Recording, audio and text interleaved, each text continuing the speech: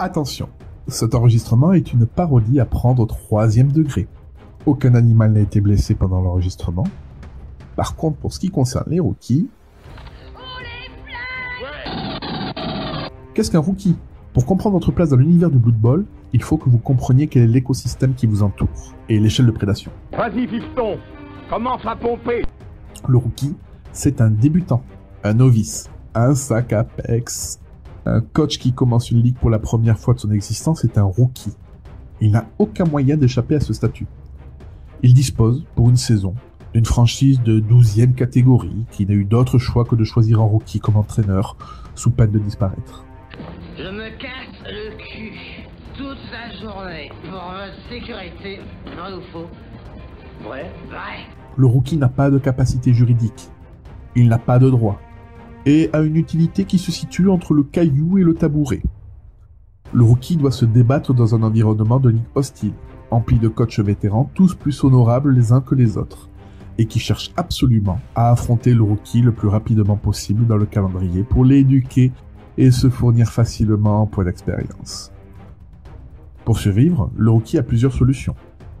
Accepter de servir de sac Apex aux estimés coachs et leur servir leur café à température adéquate avec le bon niveau de sucre. Ou se débattre comme ils le peuvent dans la compétition avec leurs misérables compétences. Mais ne vous y trompez pas, un rookie est vulgaire et mesquin. Il utilisera tout son faible talent et toute sa petite volonté pour remporter ses matchs et humilier des coachs respectables qui vont si généreusement accepter en leur sein. Il existe même des rumeurs faisant part de coachs rookies ayant remporté leur ligue. Demandez donc à la Ligue du Val-de-Mort. Ils en tremblent encore. Après une saison complète au sein de sa ligue, et telle une horrible chenille devenant un magnifique papillon mutant, le rookie deviendra officiellement un coach. Le coach, lui, est un être honorable, tout en charisme et en compétence. Le coach est un vétéran de sa ligue, dont les franchises s'arrachent les conseils et les joueurs vénèrent les décisions.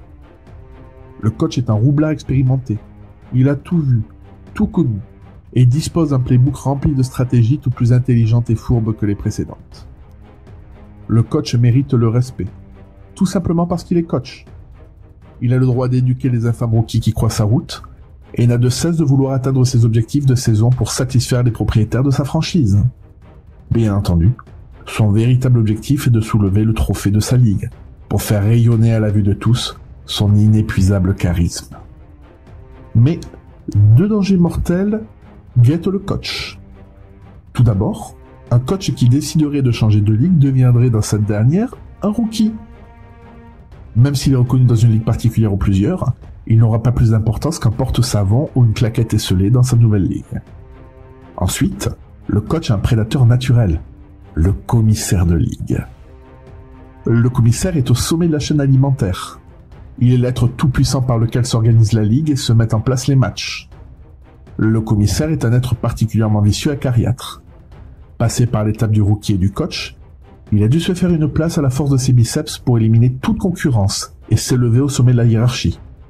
L'essentiel de son temps consiste à éliminer toute concurrence qui chercherait à s'accaparer sa place tant convoitée.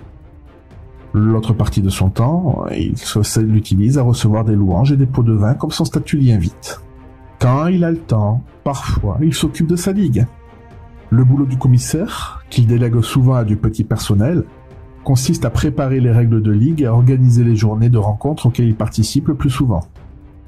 Des règles et limitations aussi bizarres que dangereuses sortent sans cesse de son esprit malade, et il inflige aux coachs et autres rookies ses lubies les plus extravagantes. On le voit souvent errer dans les couloirs des stades à la recherche des coachs et des rookies qui n'auraient pas joué leur match à temps, pour les forcer à rattraper leur retard. C'est lui aussi qui organise les trucages au sort qui décident de l'ordre des rencontres, ce qui l'avantage bien souvent. Ne doutez pas que ces trucages soient eux-mêmes truqués. Enfin, le commissaire reçoit cadeaux et présents des coachs et cherche à obtenir des faveurs et de petits arrangements. Mais les commissaires sont bien au-dessus de ça.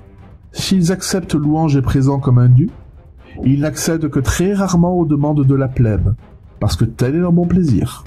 Ils ne reconnaissent que leur père, les commissaires d'autres ligues, et parfois quelques organisateurs de tournois, surtout si leurs tables sont riches en victuailles. La seule vraie peur d'un commissaire est celle de changer de ligue et de devenir un rookie, car si cela arrivait à son tour, Au-delà de l'horreur inhérente de son statut de rookie, nul doute que cela attirerait d'autres coachs et autres commissaires pour faire vivre à ce néo-rookie une saison toute neuflesque. Mais qu'il soit rookie, coach respecté ou terrifiant commissaire, tous doivent coacher une franchise, une équipe. Et c'est ce que nous allons voir ensuite.